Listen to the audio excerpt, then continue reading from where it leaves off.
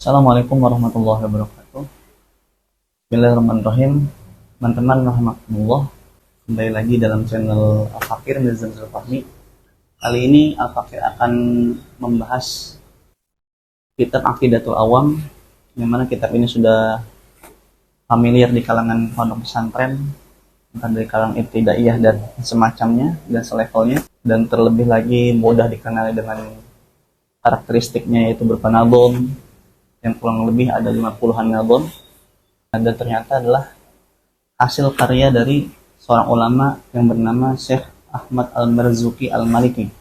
Jadi lanjutannya setelah yang satu ini.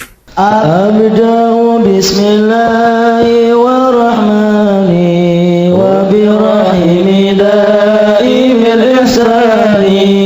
Baik teman-teman rahimakumullah, latar belakang tersusunnya nadom ini, kitab tauhid ini, ialah suatu ketika Sohibul Kitab, yakni Syekh Ahmad Al-Marzuki, berjumpa dengan Nabi Muhammad SAW di dalam mimpi beliau sedang bersama para sahabatnya.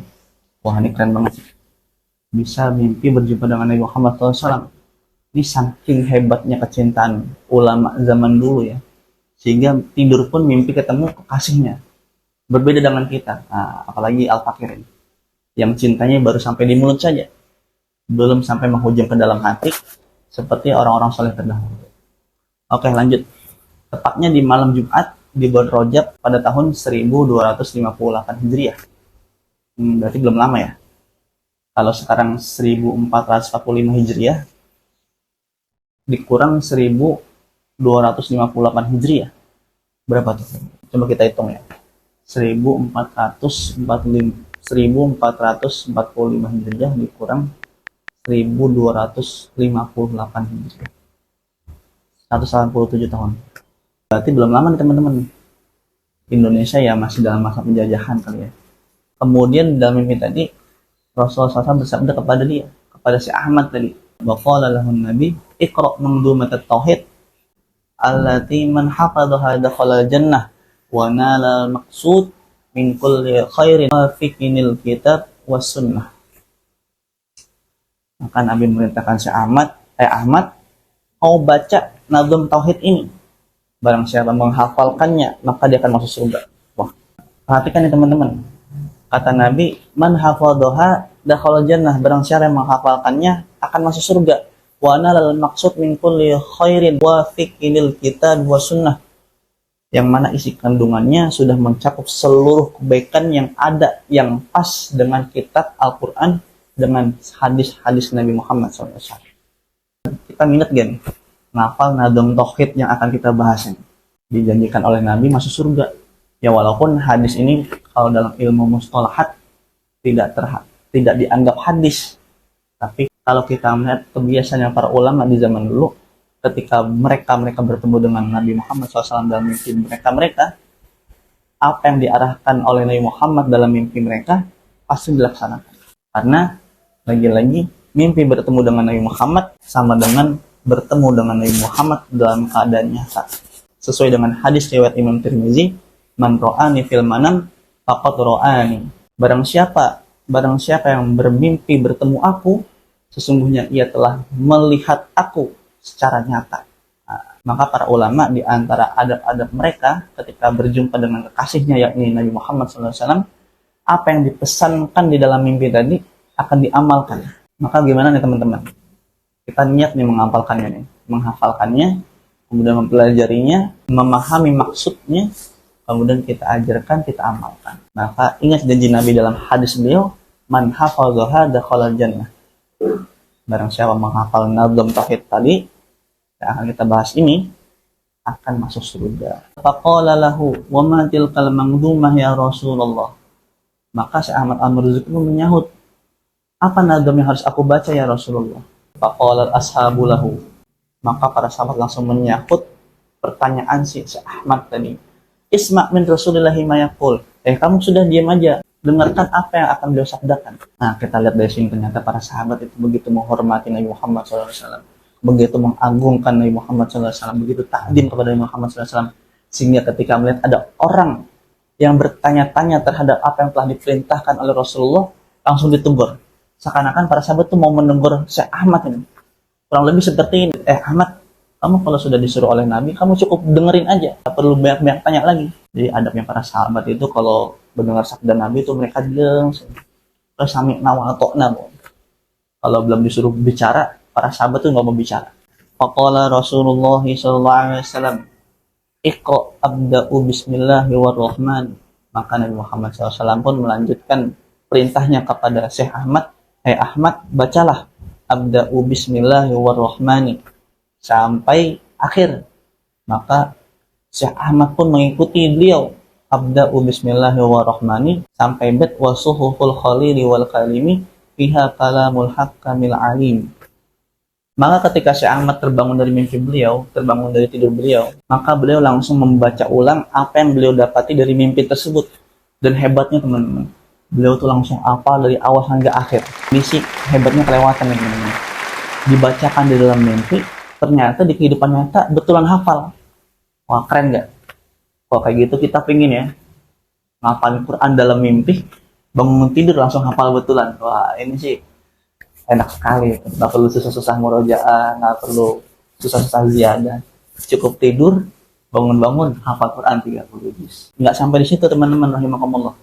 Ternyata di bulan Zulqa'dah, berarti dari Rajab, Sya'ban, Ramadan, Syawal, Zulqa'dah, 4 bulan lebih.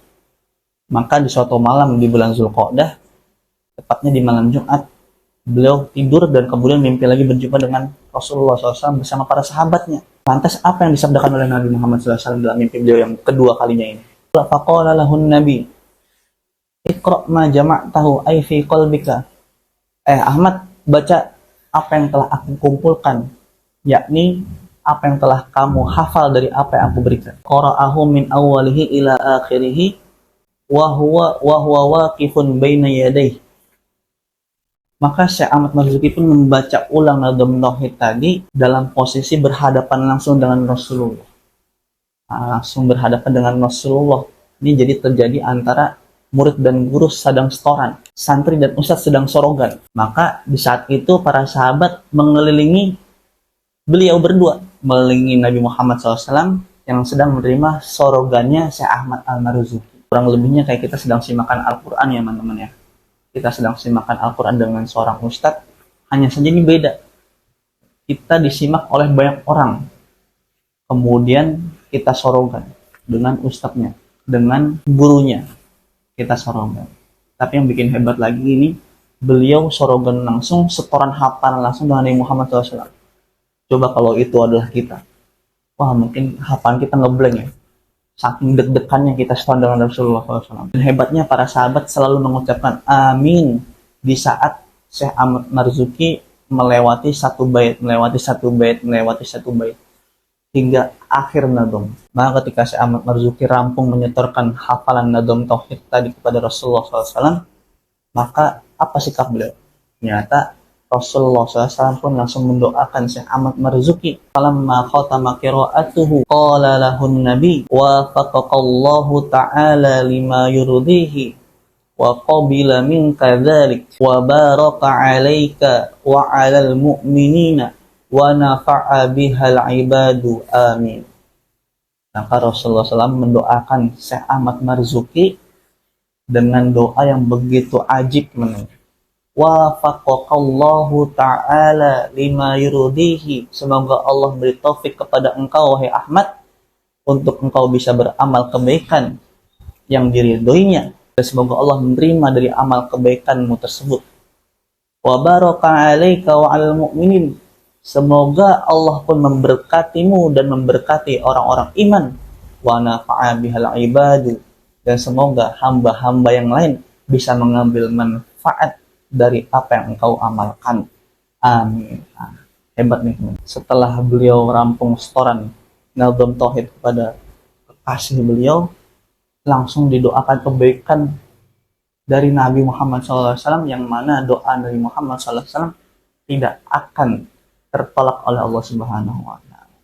Gimana kira-kira kalau kita dapat doa langsung dari Nabi Muhammad SAW? Wah, Masya Allah, pasti hati ini akan terasa sejuk seperti dibasuh dengan air dingin. Makanya ada hikmahnya teman-teman. Apalagi kalau kita berprofesi sebagai guru, sebagai ustadz, sebagai pengajar, entah pengajar agama maupun pengajar ilmu sosial lainnya, penting kita amalkan, penting kita contoh dari sang uswatun hasanah kita.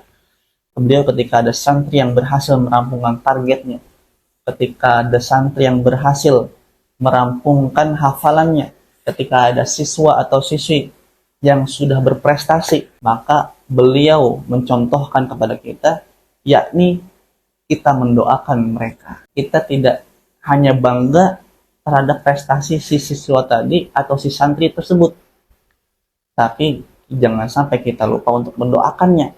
Doa apa? Ya tentu saja doa yang barusan diajarkan oleh Nabi Muhammad SAW, yang barusan dilantunkan oleh Nabi Muhammad SAW untuk mendoakan Syekh Ahmad Al-Marzuki.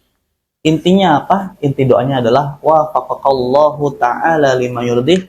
Wahai anakku, semoga engkau diberikan taufik oleh Allah untuk bisa mengamalkan kebaikan, untuk bisa mengamalkan kebaikan yang diridhoinya, dan semoga Allah menerima amalanmu tersebut. Dan semoga Allah memberkatimu, semoga Allah memberkati orang-orang iman, dan semoga engkau bisa memberikan manfaat kepada hamba-hamba Allah yang baik.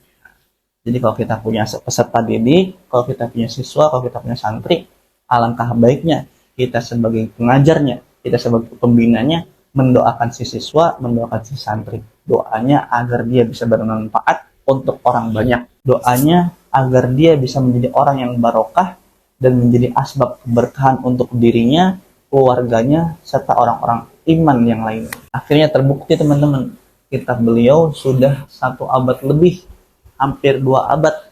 Nyatanya kitab beliau tersebar di pelosok-pelosok negeri ini, bahkan di sudut-sudut negeri ini, di pondok-pondok pesantren ataupun di madrasah-madrasah untuk dipelajari, untuk dihafalkan, untuk dipahami dan diamalkan. Ini adalah sebab berkah doanya Nabi Muhammad SAW kepada Syekh Ahmad di dalam mimpi beliau tadi. Tidak sampai di situ saja teman-teman. Setelah beliau terbangun dari mimpi beliau tadi, kemudian beliau menyusun seluruh nadom tauhid, kemudian diajarkan kepada santri beliau, dan beliau menambahkan bait tambahan teman-teman, yaitu mulai dari bait wa kullu ma ata bihi rasulu fahaqqu taslimu wal qum sampai akhir nadom. Dan kitab ini beliau namai dengan nama Aqidatul Awam, akidahnya orang-orang awam.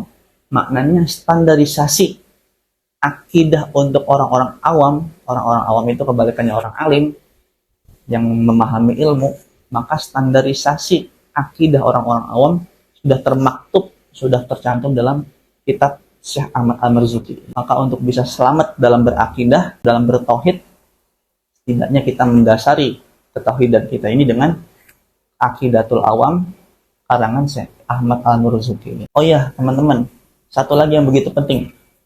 Jadi syarat untuk masuk surga adalah ketauhidan, keimanan yang 100%. Kalau 99,9% belum diterima untuk bisa menjadi penghuni surga. Kenapa? Yang namanya iman, yang namanya tauhid harus 100% teman-teman.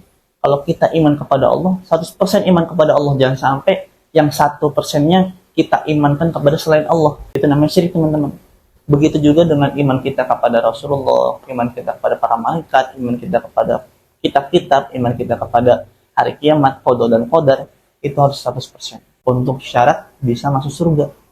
Kalau kita ibadah 50%, 70%, itu tidak masalah. Dalam arti kalau ditimbang dengan iman ya. Kalau masalah ibadah, itu mungkin ada minusnya, tidak masalah.